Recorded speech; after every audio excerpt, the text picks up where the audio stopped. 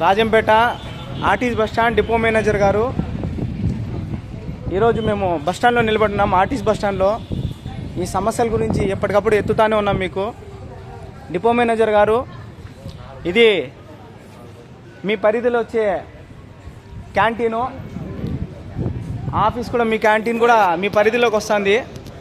మీరు దానికి రెంట్ కట్టించుకుంటున్నారు, కనీసం మీకు బాధ్యత లేదు. ప్యాసింజర్స్ వచ్చి ఇక్కడ బస్టాండ్లో నిలబడతా అంటే లోపలికి బస్సులు కూడా వచ్చే పరిస్థితి లేదు. మీరు ఎన్నిసార్లు విజిట్ చేస్తారు? ఒకవేళ విజిట్ చేసినా మీ వ్యక్తిని ఇక్కడ బస్టాండ్లో పెట్టకపోవడం అనేది ఎంతవరకు సమంజసము?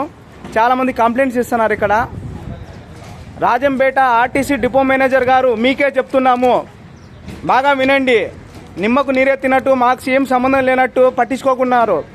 ఒకవేళ సీఎం గారు హామీ ఇచ్చినా కూడా మేము శాంక్షన్ చేస్తున్నామన్నారు, అంతే, ఇంకా శాంక్షన్ చేయలేదు.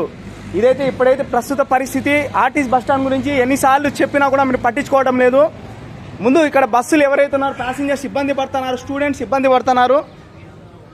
చూడండి, ఇక్కడంతా ప్యాసింజర్స్ కనీసం గంట నుండి వెయిట్ చేస్తున్నారు, బస్సులు రావట్లేదు, పరిస్థితి లేదు. మధ్యాహ్నం 3 తర్వాత ఒక బస్సు కూడా బస్టాండ్లో రావట్లేదు. మీరు ఎందుకు స్పందించట్లేదు అర్థం కావట్లేదు. మీకు బాధ్యత లేదా ఏంటి పరిస్థితి? రైల్వే కోట పాసింగ్ ఇలాగే వదిలేస్తారా? లేకపోతే మేము బస్టాండ్కి వచ్చి అక్కడ కూర్చొని ధర్నా చేయమంటారా? ఒక్క బస్సు కూడా రైల్వే కోట నుండి దాటే పరిస్థితి ఉండ చెప్తున్నాము, ప్రతిపక్షంగా చెప్తున్నాము. ఒక్క బస్సు కూడా దాటకుండా చేస్తాం మేము. రైల్వే కోట ప్రజల్ని అంత ఇబ్బంది పెడుతున్నారు మీరు. కనీసం అధికారులకు బాధ్యత లేదు. మేమేమన్నా పనికి మాల వెదలమా? మాటికి మీరు చెప్పుకుంటూ ఉండడానికి ఎన్నిసార్లు చెప్పాలని మీకు? ఇక్కడ పరిస్థితి బాగాలేదని చెప్తున్నాము, ప్రజలు ఇబ్బంది పడుతున్నారు. అసలు బస్సులు రావట్లేదు 3 తర్వాత కంటిన్యూ అర్ధగంట ఒక బస్సు, అర్ధగంట బస్సు. రాత్రి రైల్వే కూడా 9 వరకు ఒక బస్సు వస్తూ ఉండాలి బస్టాండ్లో. అలాంటి చర్యలు తీసుకోలేనప్పుడు, మొత్తం ప్రైవేటీకరణ చేసినప్పుడు ప్రజలు ఎక్కడికి వెళ్ళాలి? వాళ్ళు పడే ఇబ్బందులు చూడండి, వాళ్ళ పరిస్థితి చూడండి, చిన్నపిల్లల పరిస్థితి చూడండి. 1 గంట నుండి వెయిట్ చేస్తున్నారు, ఒక్క బస్సు రావట్లేదు. ఏం చేస్తున్నారు మేనేజర్ గారు? జీతాలు తీసుకుంటున్నారు, ఏం చేస్తున్నారు? దీన్ని రెంట్ కావాలి మీకు.